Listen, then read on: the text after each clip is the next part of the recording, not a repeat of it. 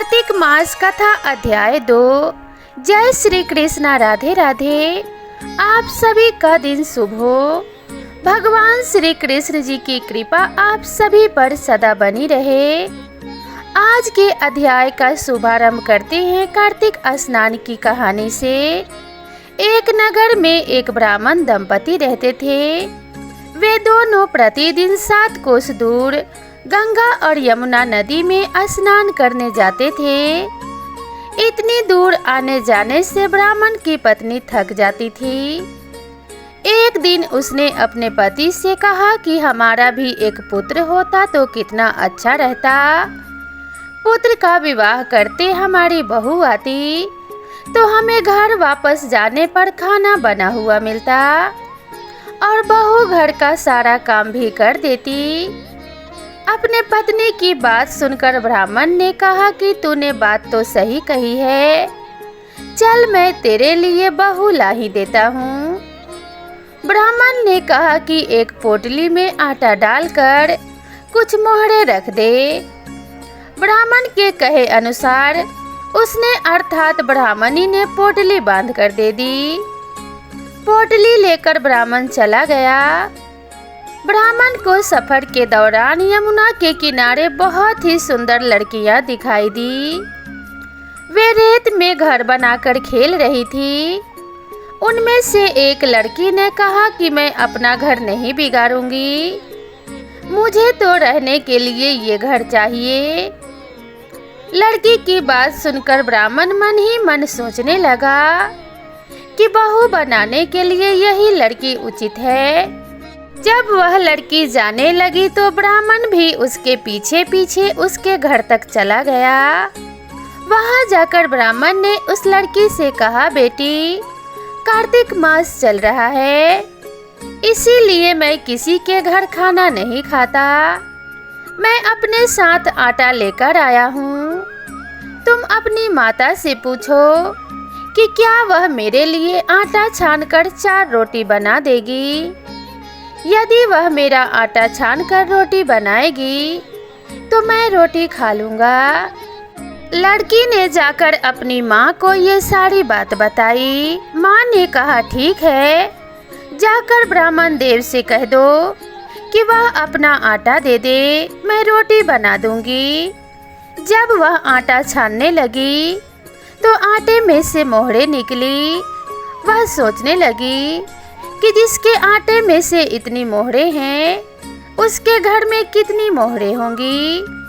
जब ब्राह्मण खाना खाने बैठा तो लड़की की माँ ने उस ब्राह्मण से पूछा, क्या आपका कोई लड़का है और क्या आप उस लड़के की सगाई करने जा रहे हो। यह सुनकर ब्राह्मण ने कहा कि मेरा लड़का तो काशी में पढ़ने गया हुआ है, लेकिन यदि तुम कहो तो खांड कटोरे से विवाह करके तुम्हारी बेटी को अपने साथ ले जाऊं। लड़की की माँ ने कहा, ठीक है ब्राह्मण देव। इस पर लड़की की माँ ने लड़की की खांड कटोरे से शादी करके ब्राह्मण के साथ भेज दिया। ब्राह्मण ने घर आकर कहा, रामू की माँ दरवाजा खोल कर देख, मैं तेरे लिए बहू लेकर आया हूँ। ब्राह्मण की पत्नी भीतर से ही बोली, हमारे तो कोई बेटा बेटी नहीं है, तो बहू कहाँ से लाए। दुनिया ताने मारती थी, अब आप भी मारने लगे। ब्राह्मण ने कहा, तू दरवाजा खोल कर तो देख। जब ब्राह्मणी ने दरवाजा खोला तो सामने बहू को खड़ी देखा। उसने बहू का स्वागत किया और आदर सत्कार से अंदर ले गई। अब जब ब्राह्मण अपनी पत्नी के साथ नदी स्नान करने जाता तो पीछे से बहू घर का सारा काम करके और खाना बनाकर रख देती थी। वह उनके कपड़े धोती और रात को हाथ पैर भी दबाती थी। इस तरह बहुत दिन बीत गए। ब्राह्मणी ने अपने बहू से कहा कि बहू, कभी भी चूल्हे की आग बुझने मत देना और मटके का पानी खत्म मत होने देना। परंतु एक दिन चूल्हे की आग बुझ गई। यह देखकर बहू घबरा गई और भागी भागी अपने पड़ोसन के पास गई और कहा कि मेरे चूल्हे की आग बुझ गई है, मुझे थोड़ी आग चाहिए। मेरे सास ससुर सुबह 5 बजे से गए हुए हैं, वह थके हुए घर आएंगे, इसलिए मुझे उनके लिए खाना बनाना है। यह सुनकर पड़ोसन ने कहा कि तू तो बावली है, तुझे यह दोनों मिलकर पागल बना रहे हैं। इनके कोई पुत्र नहीं है, ये निसंतान है। बहू ने कहा कि नहीं, ऐसा मत बोलो, इनका बेटा तो काशी में पढ़ने गया हुआ है। इस पर पड़ोसन ने कहा कि यह तुझे झूठ बोलकर लाए हैं, मेरी बात सच मान, इनका कोई बेटा नहीं है।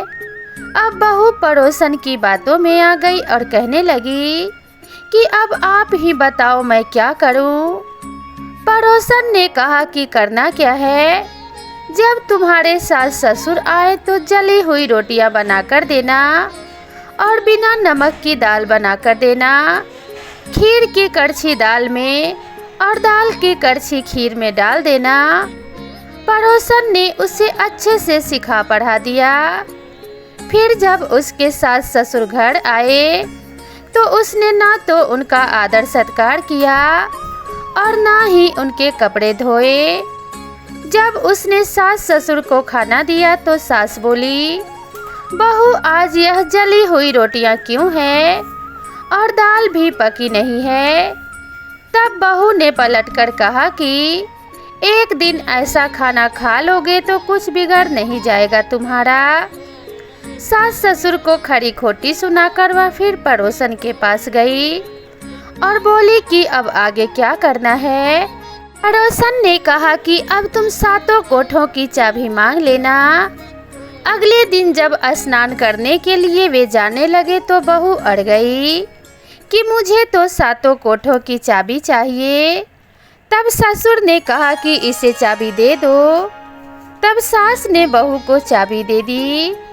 सास ससुर के जाने के बाद जब बहू ने दरवाजे खोले तो देखा कि किसी में अन्न भरा है, किसी में धन भरा है और किसी कोठे में बर्तन पड़े हैं। जब उसने सबसे ऊपर का 7वां कोठा खोला तो देखा कि शिवजी पार्वती माता, गणेश जी लक्ष्मी माता जी, पीपल पथवाड़ी कार्तिक के ठाकुर, राई दामोदर तुलसी जी का बिरवा, गंगा यमुना और 33 कोटि देवी देवता विराजमान हैं।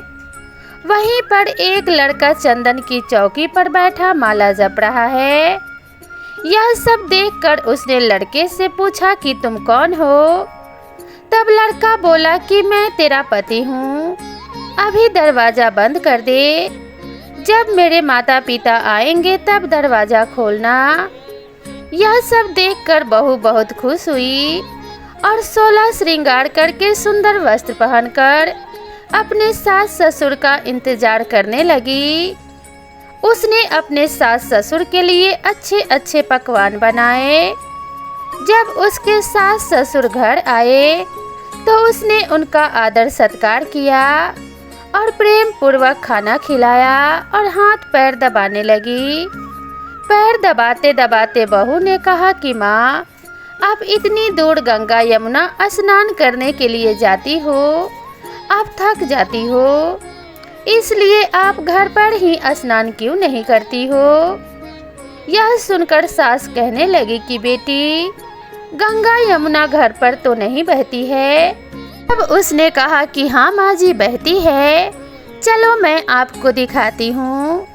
जब बहू ने 7वां कोठा खोलकर दिखाया तो उसमें शिव जी पार्वती जी, गणेश जी लक्ष्मी जी, पीपल पथवाड़ी, कार्तिक के ठाकुर, राई दामोदर, तुलसी जी का बिरवा, गंगा यमुना बह रही हैं और 33 कोटि देवी देवता विराजमान हैं। वहीं चौकी पर बैठा एक लड़का माला जप रहा है। माँ ने उसे देखकर कहा कि बेटा तू कौन है। लड़का बोला, माँ मैं तेरा बेटा हूँ। तब ब्राह्मणी ने पूछा कि तू कहाँ से आया है। लड़के ने जवाब दिया, मुझे कार्तिक देव ने भेजा है। माँ ने कहा, बेटा यह संसार कैसे मानेगा कि तू मेरा बेटा है। माँ ने कुछ विद्वान पंडितों से मदद मांगी। पंडितों ने कहा, इस पर बहू बेटा खड़ा हो जाए और उस पर माँ खड़ी हो जाए। माँ चमड़े की अंगिया पहनी हो और छाती में से दूध की धार निकलकर बेटे की दाढ़ी मूछ भीगे और पवन पानी से गठजोड़ा बंधे, तब मानेंगे कि यह इस माँ का ही बेटा है। उसने ऐसा ही किया। चमड़े की अंगिया फट गई और छाती में से दूध की धार निकलकर बेटे की दाढ़ी मूछ भीग गई। पवन पानी से बहू बेटे का गठजोड़ बंध गया। यह सब देखकर ब्राह्मण और उसकी पत्नी का खुशी का ठिकाना ना रहा। तो यह थी कार्तिक मास की कथा। हे कार्तिक के ठाकुर, जैसे ब्राह्मण और ब्राह्मणी को बहू बेटा दिया वैसे सबको देना। कार्तिक मास की कथा कहने, सुनने और हुकारा भरने वाले सब पर कृपा करना। अब आइए सुनते हैं कार्तिक स्नान की दूसरी कहानी।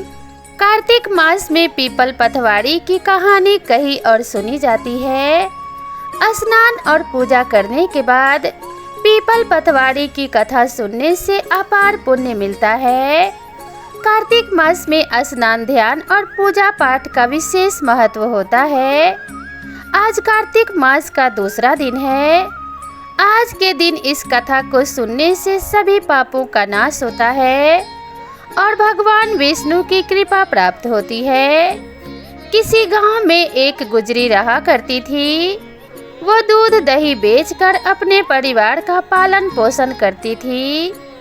एक दिन उसने अपने बहू को बुलाकर कहा कि बहू जा, आज तो यह दूध दही बेचकर आ। बहू दूध दही बेचने गई तो रास्ते में उसने देखा कि कार्तिक मास में औरतें पीपल सींचने आई हुई हैं।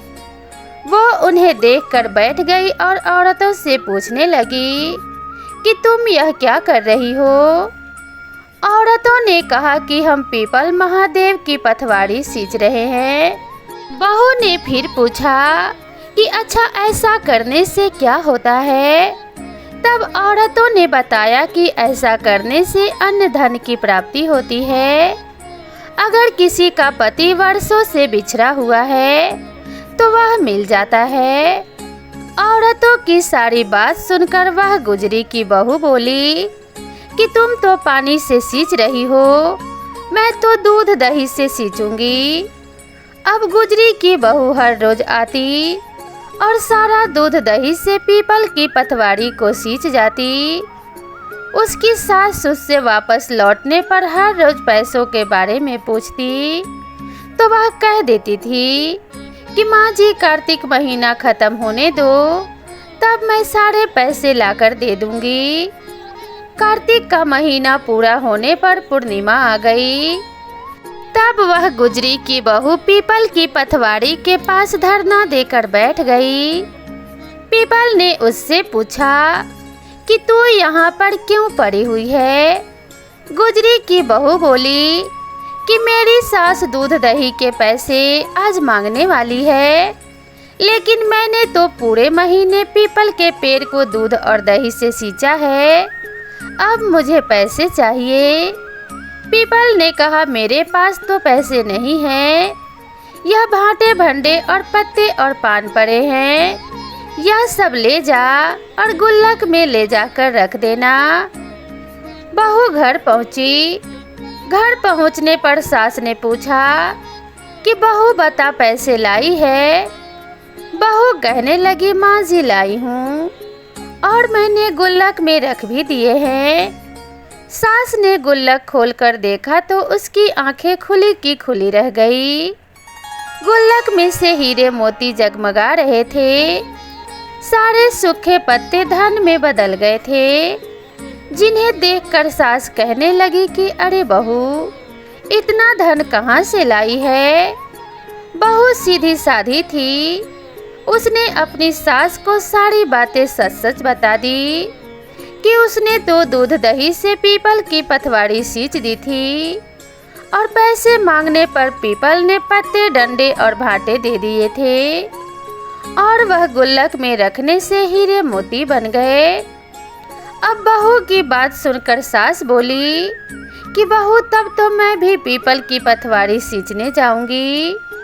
अब सास दूध दही तो बेच आती, उसके बाद दूध दही की हांडी धोकर पीपल की पथवारी में रख आती थी।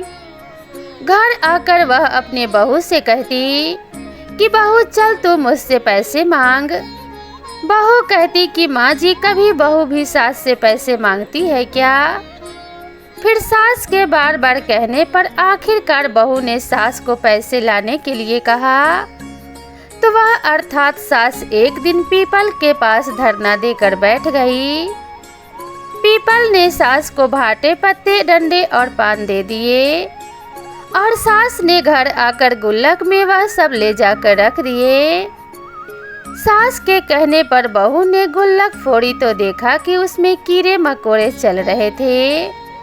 बहू ने सास से पूछा कि माँ जी यह सब क्या है।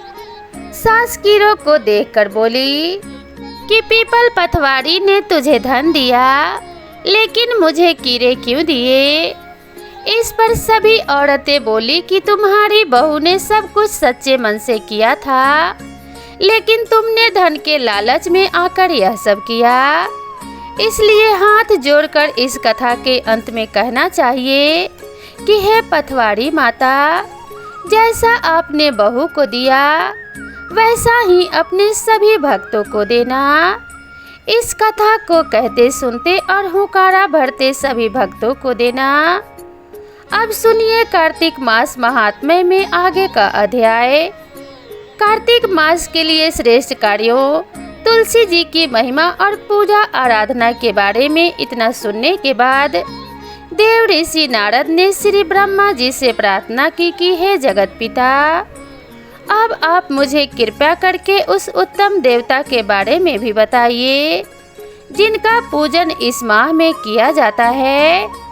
ब्रह्मा जी ने उत्तर दिया कि हे वत्स, गंडकी नदी के उत्तर की ओर गिरजा के दक्षिण में 40 कोस की भूमि महाक्षेत्र कहलाती है।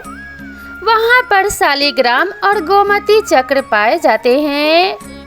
इनका पूजन करने और चरणामृत लेने से मनुष्य मुक्ति प्राप्त कर लेता है। चरणामृत लेते समय यह मंत्र उच्चारण करना चाहिए। मंत्र है अकाल मृत्यु हरणम सर्व व्याधि विनाशनम विष्णु पादोकदम पित्वा पुनर्जन्म न विद्यते। अर्थात भगवान विष्णु के चरणों का अमृत रूपी जल समस्त दुख पाप व्याधियों का नाश करने वाला, अकाल मृत्यु को हरने वाला और मोक्ष प्रदान करने वाला कल्याणकारी होता है। अतः यह औषधि के समान है। जल तब तक जल रहता है जब तक भगवान के चरणों से नहीं लगता। जैसे ही चरणों से लगा तो अमृत रूप होकर चरणामृत बन जाता है। जिस गोमती में एक चक्र हो उसको सुदर्शन, जिसमें 2 चक्र हो वह नारायण, और जिस गोमती में 3 चक्र हो उसे अच्युत, और जिसमें 4 चक्र हो उसे जनार्दन, जिसमें 5 चक्र हो उसे वासुदेव, 6 चक्र वाले को प्रद्युम्न, 7 चक्र वाले को संकर्षण, 8 चक्र वाले को नलकुंवर और 9 चक्र वाले को विहू तथा 10 चक्र वाले को दशावतार कहते हैं। इनके दर्शन मात्र से ही मनुष्य मोक्ष को प्राप्त हो जाता है। जो भगवान के सामने वीणा या बंसी बजाता है या गायन करता है वह भी स्वयं भगवान को प्राप्त हो जाता है।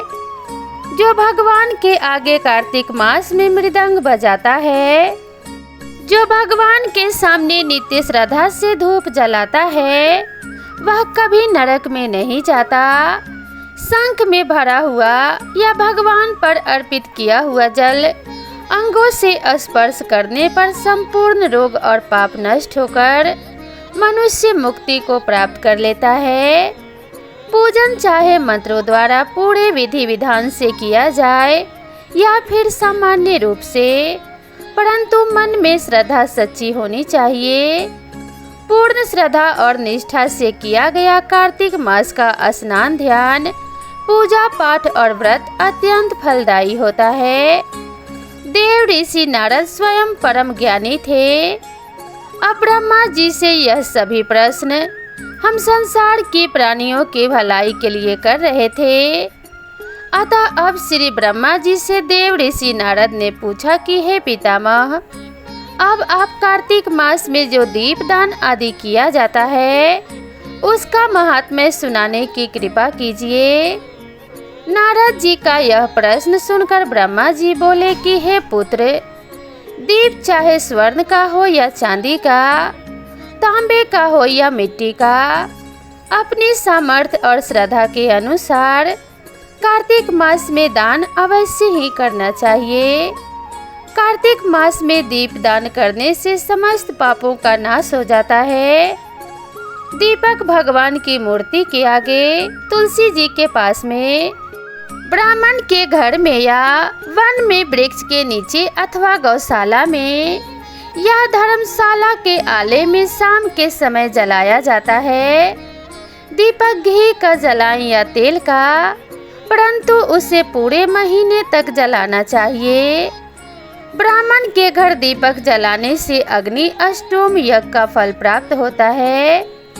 जो ऊंचे स्थान पर अथवा ऊंचे खंभे पर दीप जलाते हैं उनसे धन की वृद्धि होती है और वैकुंठ में निवास मिलता है। दीप जलाते समय भगवान से प्रार्थना करनी चाहिए और कहना चाहिए कि हे भगवान, आपके लिए ही मैं हर दिन कार्तिक मास में दीप जलाती हूँ। कार्तिक मास में मथुरा, माघ में प्रयाग और वैशाख में हरिद्वार में स्नान और निवास करें तो यह अत्यंत ही उत्तम होता है। जब सूर्य तुला, मकर अथवा मेष राशि में हो उस समय किए जाने वाले नियम, व्रत और पूजा दान का अत्यंत ही शुभ फल प्राप्त होता है। इन महीनों में पूजा पाठ और व्रत और दान और शुभ कर्मों से सभी पापों का नाश हो जाता है। जिस प्रकार भगवान भास्कर के अर्थात सूर्य के उदय होने से अंधकार का नाश हो जाता है और वज्र से पर्वत का, गरुड़ के भय से सर्पों का, पवन से मेघ का, ध्यान से दुख का और सिंह के भय से मृगों का नाश हो जाता है, ठीक उसी प्रकार से श्री मथुरा जी के दर्शन मात्र से ही सभी पापों का नाश हो जाता है।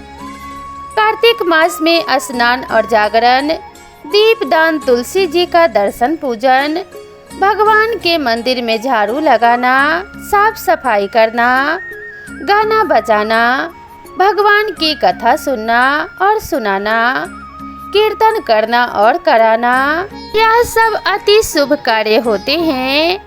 इनके करने से श्रेष्ठ फलों की प्राप्ति होती है।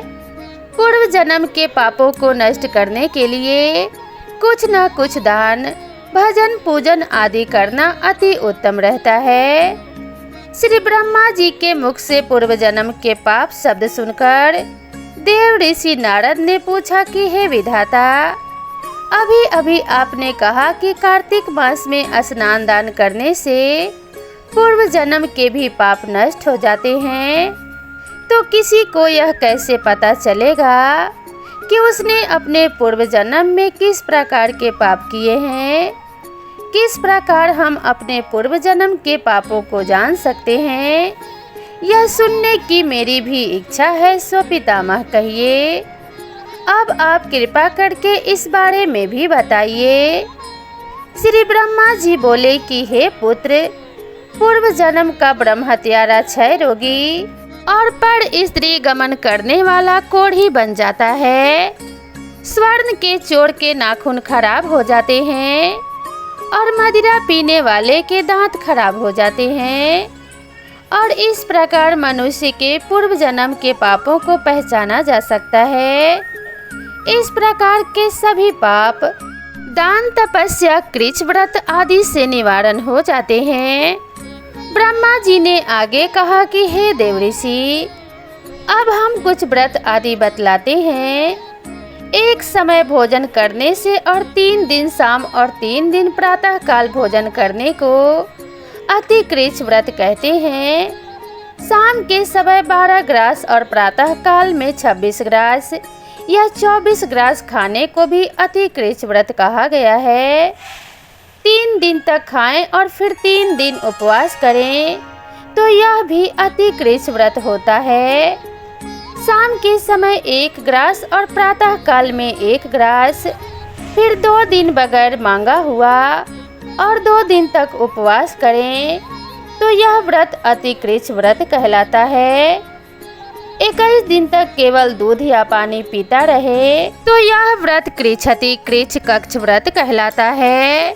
12 दिन तक उपवास करना पुराक व्रत कहलाता है। 4 दिन कुछ नहीं खाना, फिर सत्तू खाना या फिर छाछ पीना, इसके बाद ब्राह्मणों को दक्षिणा देना सौम्य कृच्छ व्रत कहा गया है। इसी प्रकार 12 दिन तक उपवास करना द्वादश कृच्छ व्रत कहलाता है। तुला पुरुष का दान करना और गौ का घी, दूध, दही तथा कुसा का जल पीना, दूसरे दिन उपवास करना, यह कृच्छ संतप्पन व्रत कहलाता है। कार्तिक शुक्ल चतुर्दशी को भगवान का पूजन करना चाहिए। उस रात को उपवास रखकर और कमर तक जल में खड़े रहकर रात्रि भर भजन करने को जल कृच्छ व्रत कहा गया है। जो इस व्रत को करता है वह वैकुंठ को प्राप्त कर लेता है। कार्तिक शुद्ध सप्तमी को घी खाकर फिर एकादशी को उपवास करने को पितामह कृच्छ व्रत कहा जाता है। यह पितामह कृच्छ व्रत करके दिन में भगवान श्री कृष्ण और चंद्र का पूजन करें तो करने वाला तीनों लोकों में पवित्र होकर वैकुंठ लोक को प्राप्त कर लेता है। कार्तिक शुद्ध छठ से 3 दिन तक उपवास करने से महेंद्र कृच्छ व्रत हो जाता है। इसे कर मनुष्य दुर्लभ वैकुंठ लोक में वास पा लेता है। 3 दिन अन्न भक्षण करने और 3 दिन उपवास करने से पत्र पंचक व्रत हो जाता है। इसे वैष्णव कृच्छ व्रत कहा जाता है। अगर एकम से पंचमी तक केवल दही खाए, फिर एकादशी और द्वादशी को भगवान का पूजन करे तो उसे परम कृच्छ व्रत कहा गया है।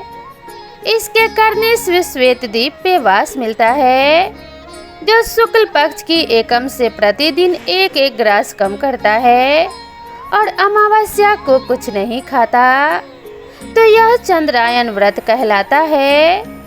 1 ग्रास 2 तोले अर्थात 25 ग्राम के लगभग मानना चाहिए। एक बार में जितना भोजन आसानी से मुंह में आ जाए इतना ही ग्रास लेना चाहिए। कृष्ण पक्ष के आदि में अर्थात शुरुआत में 14 को 5 ग्रास और फिर हर दिन 1-1 ग्रास बढ़ाकर एक पक्ष में 240 ग्रास पूरे करने चाहिए। इसे भी चंद्रायन व्रत कहते हैं। जो व्यक्ति कार्तिक शुद्ध सप्तमी, अष्टमी, नवमी और दशमी को जल कमल खाए, फिर एकादशी को उपवास करे तो यह लक्ष्मी व्रत कहलाता है। इस लक्ष्मी व्रत को करने वालों पर श्री लक्ष्मी जी की कृपा सदैव बनी रहती है और अंत में उन्हें भगवान विष्णु के वैकुंठ लोक में वास मिल जाता है। प्रतिदिन प्रातः काल में 4 ग्रास और सायंकाल न खाने से शिशु चंद्रायन व्रत होता है। पूरे कार्तिक मास तुलसी जी का और आंवले का पूजन करना चाहिए। अगर स्त्री व्रत करे तो अपने पति की दीर्घायु की भी कामना करे। व्रत समाप्ति के बाद किसी भी ब्राह्मण को गौ का दान अपनी सामर्थ्य के अनुसार करना चाहिए। दान, दक्षिणा या भोजन इत्यादि देना चाहिए। इन व्रतों को करने से व्रत करने वाला भगवान का प्रिय पात्र तो बन ही जाता है। इस लोक में भी वह सभी सुख और ऐश्वर्य को भोग कर अंत में मोक्ष को भी प्राप्त कर लेता है। ऐसा कहकर श्री ब्रह्मा जी कुछ देर के लिए मौन हो गए। जय श्री हरि विष्णु, जय माता लक्ष्मी। भगवान श्री हरि की कृपा आप सभी भक्तों पर बनी रहे। इसी कामना के साथ आज का यह अध्याय यहीं समाप्त करते हैं। मिलते हैं कल फिर नए अध्याय के साथ। तब तक के लिए जय श्री कृष्णा, राधे राधे।